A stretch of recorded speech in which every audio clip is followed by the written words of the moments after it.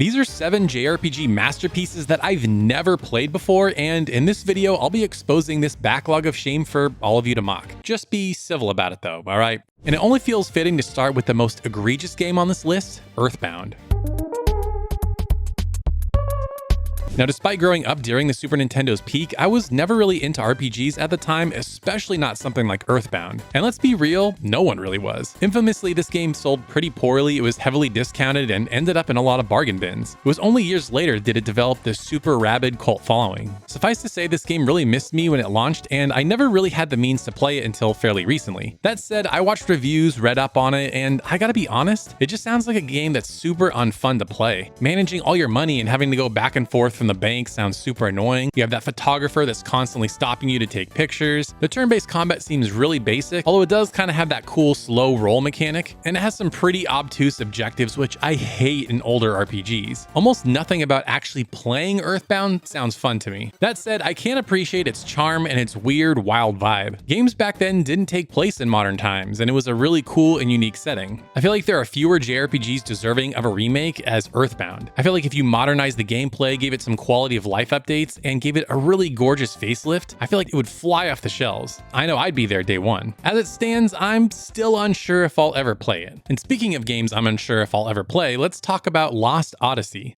Widely regarded as the best JRPG on the Xbox 360, Lost Odyssey was really stranded on that console. It would have been really cool if it at least got a PC port. And it being an Xbox 360 exclusive is the main reason why I never played it. I never owned an Xbox 360. I would borrow it from friends sometimes to play games like Tales of Vesperia, but other than that, I didn't really play it in any kind of way. And frankly, it just didn't have the kinds of games I liked. And I'll be honest, I was also a pretty hardcore PlayStation loyalist at the time. Frankly, I just wasn't going to buy a system for a select few games like this, Blue Dragon, and Tales of Vesperia. And to this day, I still don't own any Xbox systems and never have, and outside of emulation, I don't really know how I would play a game like this. I'm well aware of how good it is, though. It's one of Sakaguchi's best titles and has an amazing soundtrack from the legendary Nobuo Uematsu, and overall is just an excellent game. And what was different was that it was a pretty mature adult story, whereas most JRPGs at the time were plucky teenagers trying to save the world. There are very few that did adult mature stories very well, and from what I understand, this one did it really well. I would love to play this game, I just don't want to resort to emulation if I don't have to. Now, if you want to talk about a game that really can only be played through emulation unless you're rich, let's talk about Fire Emblem Path of Radiance. Fire Emblem has quickly become one of my favorite gaming franchises over the last decade, and I've become acutely aware of how good this game is. Now, unlike the first 2 games on this list, I actually did own a GameCube and loved strategy RPGs at the time like Final Fantasy Tactics. I just didn't know anything about Fire Emblem, and I certainly didn't play any RPGs on the GameCube. And I'm not joking when I say this, I think the only 2 games I ever owned for GameCube were the Resident Evil remake and Resident Evil 0. Having done a complete Fire Emblem series retrospective, I'm well aware of this game's epic story, deep mechanics, and I genuinely want to play it, but Nintendo is practically begging me to emulate it. Hard copies these days are going to run you at least $250, which is insane for any single video game, even one as good as this. And the sad thing is there's no remaster. I feel like this and Radiant Dawn would make the perfect HD collection, and I'd be there day one. Remasters are all the rage on Switch, and Fire Emblem is bigger than ever, so I feel like this would be an absolutely perfect thing to do. Now, maybe Nintendo wanted to wait until Fire Emblem Engage was out and it could breathe a little bit, so maybe we'll get this in 2024. There's also been rumors of a Genealogy of the Holy War remake for a long time, so we'll have to wait and see what happens. Now, speaking of remakes, one game I still can't believe I never played was Radiant Historia Perfect Chronology.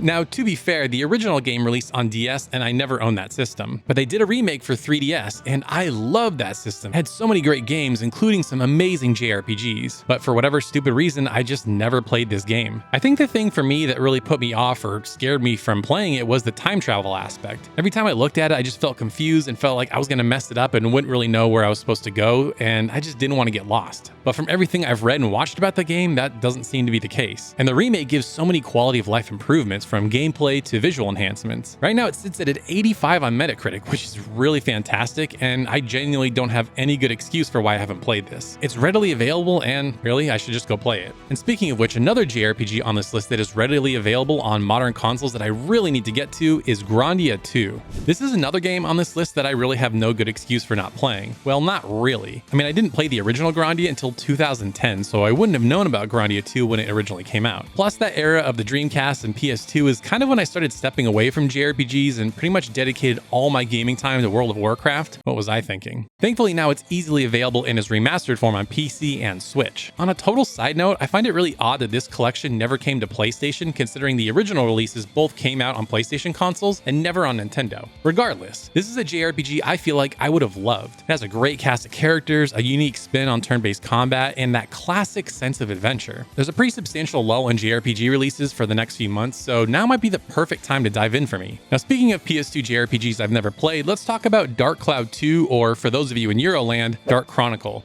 I absolutely love the original Dark Cloud. The way you could kind of build up these towns however you wanted as you got the parts and you would piece them together, and then you could go explore them was so novel at the time. You also had these randomly generated dungeons that made for an experience that was never the same. It was one of the most unique RPGs I'd ever played at the time. And as I reflect back on my time playing games then, I don't really know what happened with Dark Cloud 2. I just feel like I never knew the game existed until years later. And by then I had moved on to other types of games, like I said with WoW. Now that said, I love that this game is readily available in a sort of pseudo remastered form on the PlayStation Store, and is also available in the Classics catalog if you subscribe to the highest tier of PlayStation Plus. Now, for some reason, I thought this game was all about alchemy and completely dropped the town building aspect altogether, but literally only until researching this game for this video did I find out it still has the town building mechanics. Like, what the heck? How did I miss that? Man, I'm such an idiot. I gotta go play this game today. Now, there's one more classic JRPG I need to talk about before closing out this video, and that is Secret of Mana. Now, much like Earthbound, I just wasn't into RPGs when this originally released on the Super Nintendo, so it wasn't even on my radar. However, I knew about it over the years, but there just wasn't a great way to play it. Then they did the remake, and I thought, hey, I'll jump in on that, but then, well, it wasn't that great. Secret of Mana eventually got a remaster on the Collection of Mana, and I almost bought this collection, but then I read more deeply about its combat and systems, and I just felt like it wasn't going to be a game I was going to have fun with. It sells itself as an action RPG, but a lot of the combat runs on these cooldowns, and it feels really annoying. It also has a really weird interface for items. Overall, the game is definitely an all-time classic